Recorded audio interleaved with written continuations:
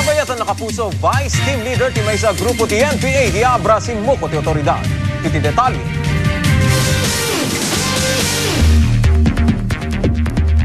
Pinili ti agsubli ti gobyerno ti 20 ket 7 ti tawen na ani alias Kaglen. Gaputi kinarigat ti sitwasyon na iti banbantay.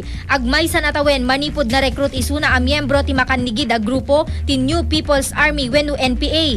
Nagbalinda ito a Vice Team Leader ti South Central Abra Provincial Committee ngagop operate iti Budabosa wenno buklok dagyoman Bolinay ken sa Lapadan. Narigat mo lang iti pinagbiag. Pasarang agkurang ti makamit. Talaga nga mobile. Inkarigatan ni Kaglen tinaglibas iti Kampoda. Dagiti metlaing naganak na tinangkuyog ken kuana asimuko iti 41st Infantry Battalion. Makonsensya mo lang nga rin. Tatang ko kinanang ko na bakit dahil kahit ko nga tulungan suda.